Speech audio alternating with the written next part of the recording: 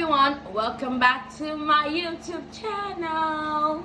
As you all know, my name is Davina. For those of you who don't know, my name is Davina, and you can also call me Omada. That's my second name because sometimes I might be referring to myself, when the conversation is deep and you need to speak to yourself, you say self. So when I want to talk to myself, I say Omada, because that's the one that my parents call me. So if you're new, thank you for joining my little family. It's supposed to be teeny family. I mean, little whatever. Welcome to the family. And in this channel, we're going to be, is it channel? I don't know. In this space, we're going to be talking about my life and my marriage, and most especially my journey to motherhood. Yes, I have a 6 month old. Please, whatever English, please correct. Please, I'm very good at math, but I'm not an English person, so please forgive me. Okay, so enough of the talk. Jump right into today's topic, and I hope you enjoy it and you subscribe and you like and you come back for the next episode. And if you haven't watched the previous episode, please do. It talks about my first 3 months. So today's topic was supposed to be about my 3rd month to my 6th month, but I need to pause because I saw something yesterday and I need to comment on it. So I saw this tweet. 2 seconds, because this is not my phone and they asked me for password and I don't know the password, so hold on. But yes, I'm back. So I saw this tweet. Some people are looking for my trouble. What did I say? My trouble. Yeah, if I don't know how to say it. So the person said, by Bayo Adedosun, there's a growing trend amongst Nigerian women these days. They order stew, soup, and jollof. They eat at home from vendors, and I mean married women. Uncle, so what happened? So, well, the tweet didn't really annoy me. What annoyed me was yesterday as I was driving home. So I was listening to Kiss FM, jamming and everything, and then the lady brought it up. And then her colleague at the studio, Mr. Obi, who by God's grace, if he doesn't change, is gonna be remaining very single because nobody is gonna marry him, said, and he made this specific comment. He talked about, because I think the lady asked him, okay, what if your wife just gave birth and she's going through a lot of pain and she needs to recover, and she can't cook for you because you want a homemade meal rather. What are you going to do? Then say, her mother will be around. What's her mother there for? Her mother will cook. Uncle, how dare you? Like, are you kidding me? First of all, we women, we go through a lot. When I mean a lot, see, I used to underestimate our mothers. Like, oh my God, I know what I go through. And I know that I have tried to be a strong woman, but the pain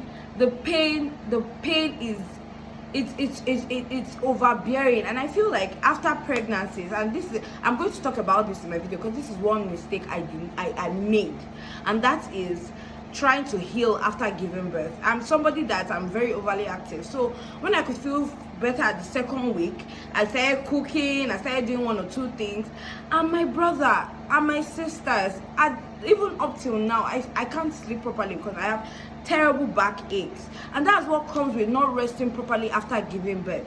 Now I feel like my mom is your mom as my husband. You can't be disrespectful to my mom and tell her she has to cook, because first of all, she's taking care of the baby. She has to nurse the baby, she has to bath the baby, she has to feed the baby while I rest most of the time. So you now come and tell me, my mother to help you cook. I'm sorry. Like, God, I bless your name for my husband, because my husband is an amazing man.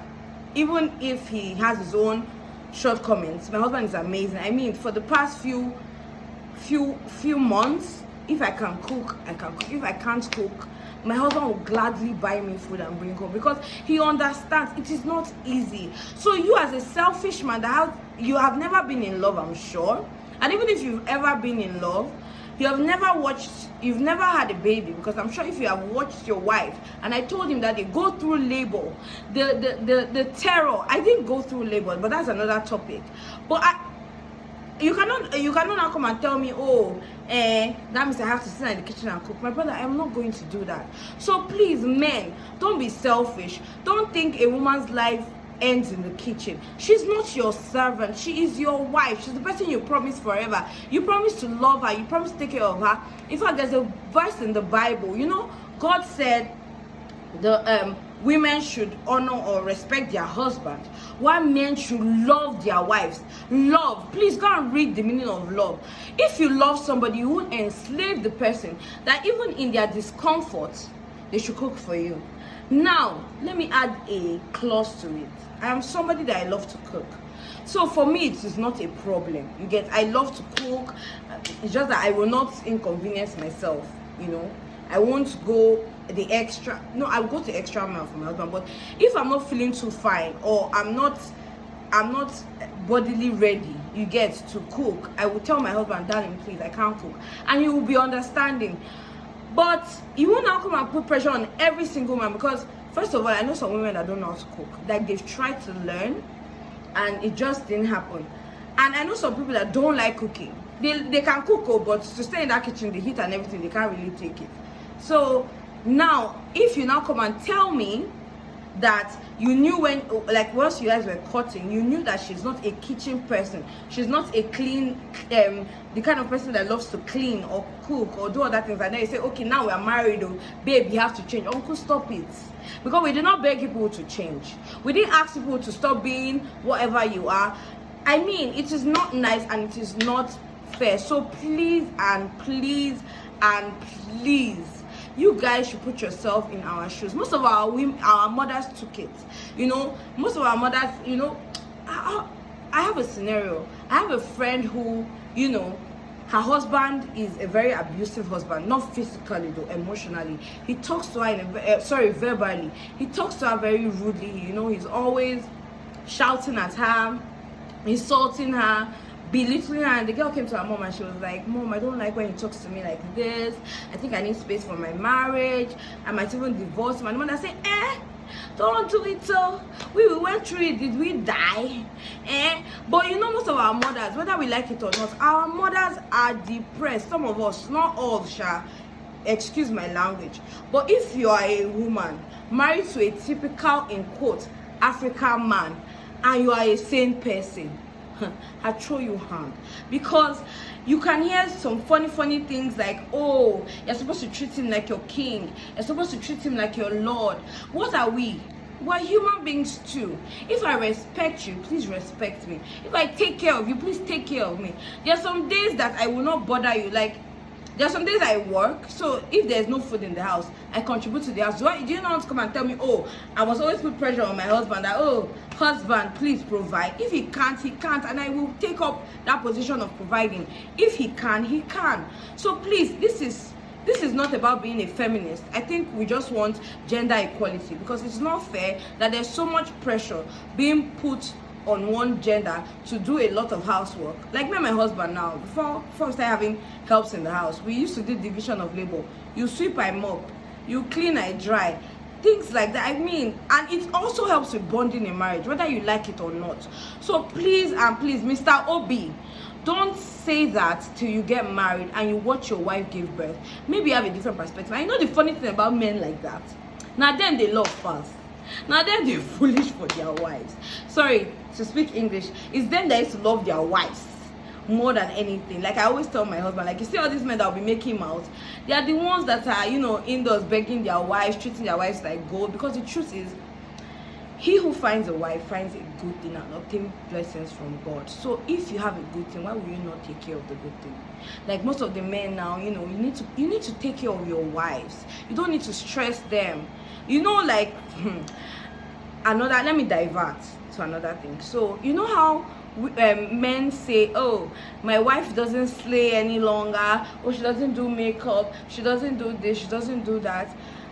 What time does she have to take care of the home, at the same time slay? So please pick one. Do you want a slaying wife, or you want a house help, or you want, I don't know, what do you want? Please, like, tell me. Because we are fragile people, and then you will not even want a wife that is contributing again to the home. Please, guys, I beg you, please give us a break. We actually need it. We need to rest. In fact, we need to have women holiday week where we all travel and leave you people with your children, so that for one day you will now learn to appreciate us. So not to talk too much, but thank you guys for watching. So please put your comments about the topic, the whole tweet and everything I've said. If I'm wrong, please correct me, but this is my opinion, and I would love to hear from you as well, so that we can all learn from each other. But please, I believe that men should try and be their wives' keepers and take care of your wives. Take care of your wives, let them slay, let them be beautiful. And please, guys, my advice, if you know you have issues with the way your wife looks, with the way your wife behaves, I feel like there are nice ways to say it, and there are nice ways to assist them. Is your wife adding weight? Jog with her every morning, you know, buy her nice sneakers, buy her nice joggers, and support her, take her to the gym. If you know that you cannot gym, don't be stressing somebody else to gym. So I feel like, to encourage your wife, please follow her to the gym, because personally, I've added so much weight since I gave birth, a lot of weight that I'm not comfortable with. But so has my husband. I did not carry child. My husband's tummy is now pot belly. So we encourage ourselves. Like, he goes to the gym, I go to the gym, I walk, and we ask each other, oh, how was your gym? How was your gymming section today? Oh, it was fine. I walked like this meter. Oh, like, we're encouraging each other to be fit and lose weight. You cannot just put pressure on the woman alone. It is not fair. Do you want your wife to slay? Please, I think Zaron is even doing sales. Go and buy her makeup, teach her makeup. If you can pay for like 1 week, let her learn. And if you know from the beginning, when you married her, she was not a makeup person, my brother, don't stress her. That's why you married her in the first place. Don't marry someone and try to change the person and put too much pressure on the person. It's not fair. Someone like me, I'm a light makeup person. My husband knows I prefer carrying my natural face most of the time. Doesn't mean when it's time to slay, I don't want to slay. But he doesn't put pressure on me. And please, man, if you don't like her hair, give her money. Take her to salon. Even if you can't sit down with her, just drop her there. But take care of your wives, guys. Take care of your wives. Your wives are your pride. Anybody will see your wife will know that, oh boy, you are taking care of her. Please, that should be the comment you should be getting. Please and please. Thank you, and subscribe, like, and follow. Bye. Have a nice day. Mwah, mwah, mwah.